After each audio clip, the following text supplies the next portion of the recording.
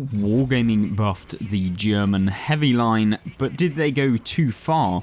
Today's video is going to showcase how maybe they did and maybe they didn't with the Tiger II. This is probably one of the best tier 8 heavy tanks I have played, to be honest. This is my favourite, to be honest.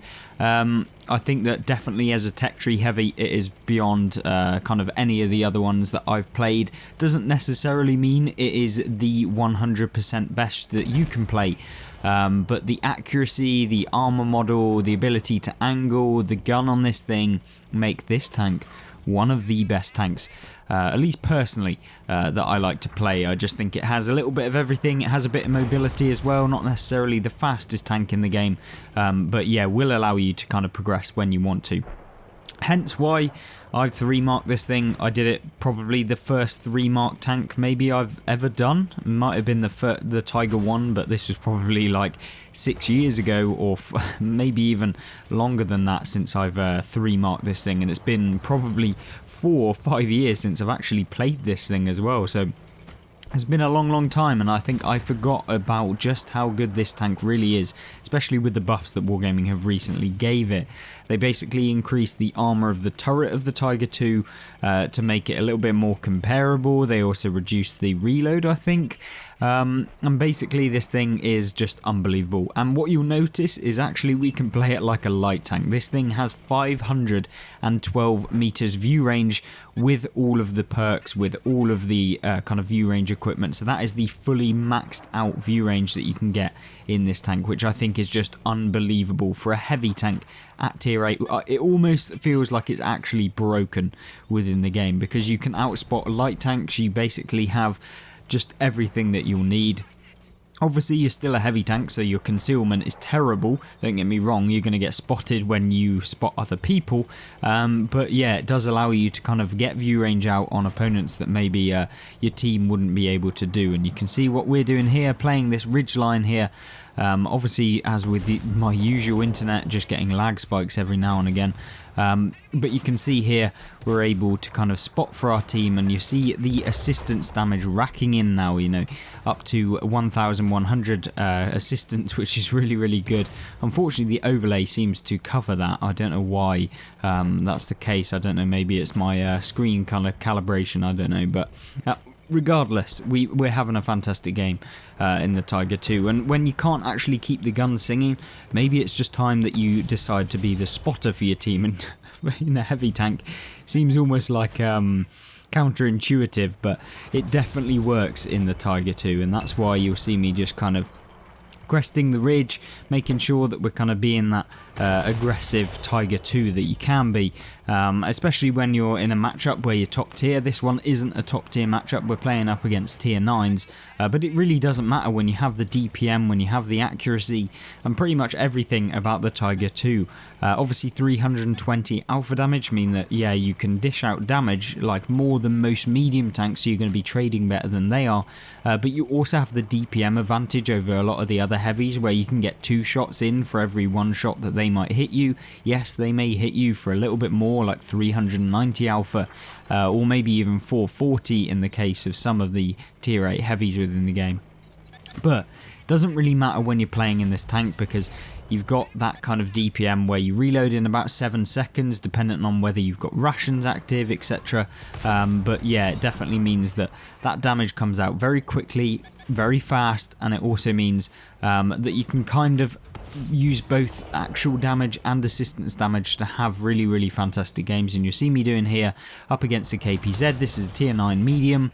Obviously we can still bounce a few rounds if we angle the armor. However, you know, the Tiger 1 or Tiger 2's armor isn't necessarily the best that you'll ever see when you're coming up against people firing premium rounds. You can definitely bounce lower tier vehicles, but when you're consistently penning every single one of your shots, it doesn't really matter as long as you're connecting them and making sure that, you know, you are that frontal force which can dish out that damage continuously throughout the battle. And you can see here a fantastic result really for Prokhorovka, the untraditional heavy tank map, but because we have the view range, we managed to get 3,200 assistance in a literal heavy tank at tier 8. Really, really good game. Overall, I think we're at like 6k combined. Yep, 6k combined in a heavy, which is really, really good. Obviously, if you were playing this tank to progress, it's going to get you loads of XP, and obviously with the operation on at the minute, you can make 70,000 silver as well. So that's the first game. Let's check out another game showcasing a little bit more about the tank, maybe a bit of angling, etc.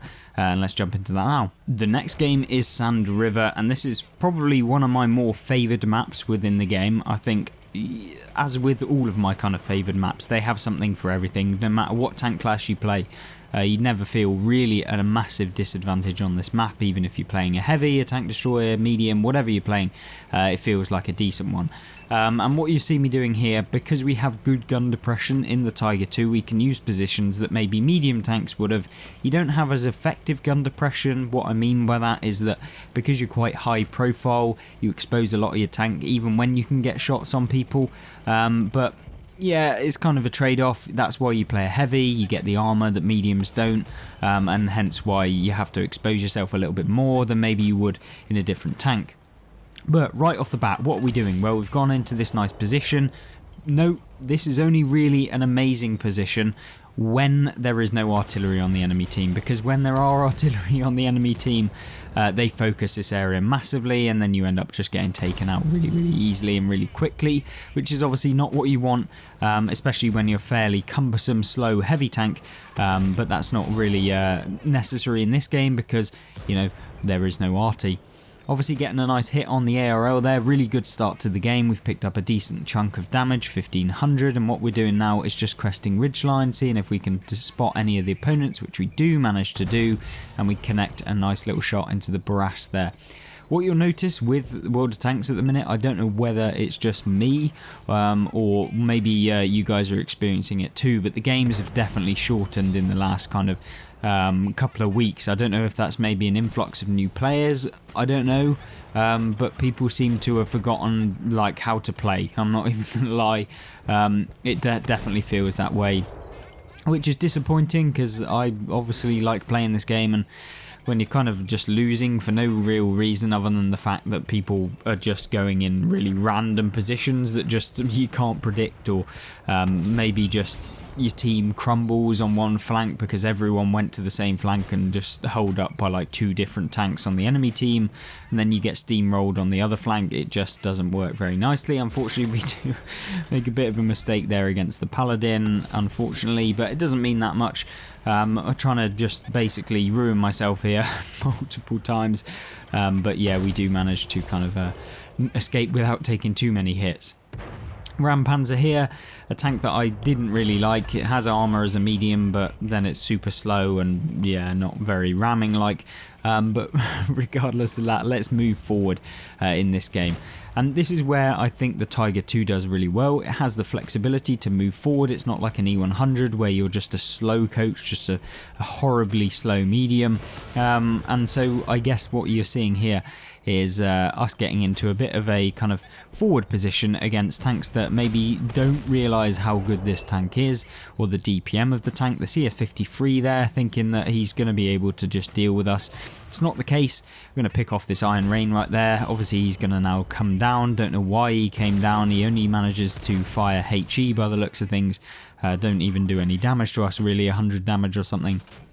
But that leaves us on 1300 hit points, which is a nice decent chunk to be able to deal with anyone else that we're coming up against. I forget that the little Paladin is being a rat back there still, and he's just sat in a position that I really like to use as well. But what we're not doing is being the one that is just going to sit there and trade with him. Obviously we can't go really hold down because the tank's armour isn't particularly amazing for the hold down play.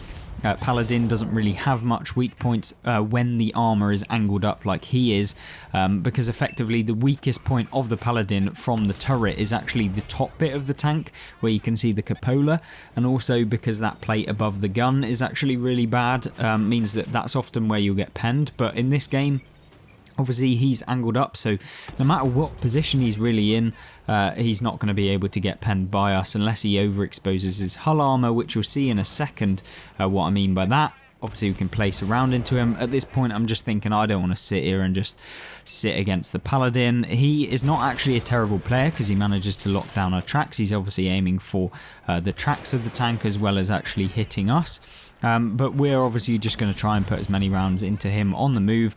Once we're into this sort of position where we're fully like forward, it makes it very difficult for him to be able to deal with us because he can't just sit there any longer. He's got to deal with one tank at a time, and that's not going to happen. What you'll notice me doing here, we've picked up 3,500 damage, 1,000 assists, which is nice. But what we're doing now is just, instead of coming over the ridge at an angle, because I know that this guy's aiming at tracks, trying to pen and track, what he's done now is he's either got to track me or he's got to deal damage. Obviously we're going to be able to repair the tracks, so by coming on like straight towards him, he's either going to track us in the air, which he can keep us locked down but he's not going to be able to take us out, or he goes for the shot and hopes that we bounce when we then come over the ridge fully, and therefore, you know, he's going to be able to deal with us. But yeah, so we put him in a bit of a clutch situation. It's something you should note down if you're in a heavy tank. Make sure that you kind of think about that when you're coming over a ridge. Don't come on sideways because then they can pen and track you, and then you're not going to be able to do anything from that point. Or alternatively, just come around the side where it's flat, and then you won't have that problem because you'll be able to shoot back at them without getting tracked in the air. Really good game there, 3,600 damage, 1,034 assistance. Really do enjoy the Tiger 2. I would implore you as a player to definitely try out the Tiger 2. This is a tank that, if you have played it in the past, has been buffed recently, and it really is amazing to play. What I enjoy about it, the DPM as kind of a final note to the video, is just the DPM, the view range of the tank, the mobility, the potential to bounce with the armor if you side scrape right, and I think that that's what makes it good. Does it mean the armor is broken? No, but it definitely gets you there at the end of the game, and you can see just this tank is so perfect for the kind of aggressive heavy tank playstyle that I play, and I think that that's why I enjoy this over something maybe more traditionally like a, I don't know, a Type 4 heavy or the Oni or Oho or whatever like the super heavy tanks are within the game, because you have that flexibility to change flanks and impact the game throughout. So there we go, hopefully you did enjoy. If you have tried out the Tiger 2 since the buff, let me know in the comment section down below, and let me know what other tanks you'd like to see Wargaming buff within the game, and comment that as well. Other than that, I hope you have a fantastic rest of your day, and I hope you join me in another video on screen right now, and I'll see you there. Goodbye.